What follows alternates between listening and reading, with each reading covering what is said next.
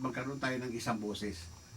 Kasi pag hindi tayo nagkaisa at wala tayong isang boses, hindi tayo paniniwalaan. Oho. Kaya dito sa eleksyon na ito, ipakita natin yung ating pagkakaisa at yung lakas natin.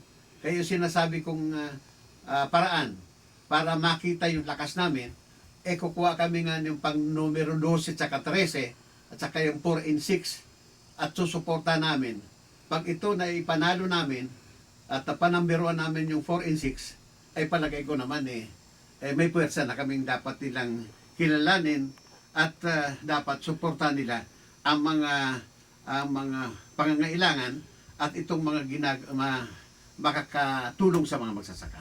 Alam mo, talagang tama yan ka, Silver, ano? Kasi ang talagang biktima palagi pagkatapos ng eleksyon, yung mga tao na sa tingin nila, yung kanilang ibinoto, yun ang sagot sa kanilang karaingan. Sagot sa kanilang yung talagang ito na yung sagot ng problema ng bayan. Pero hindi pala eh. Yung hindi na iboto, yung pala ang dapat, karapat-dapat. Walang pera yun. Oh. Kaya hindi naboto, walang pera yun. Alam mo, isa yan sa mga malungkot na kabanata sa kasaysayan ng ating republika. Na dito sa Pilipinas, lalo na kung ikaw ay tatakbo sa senador, o presidente, o vice president, pag wala kang pera, automatic ang sabi sa'yo, baliw ka eh. Talo ka na.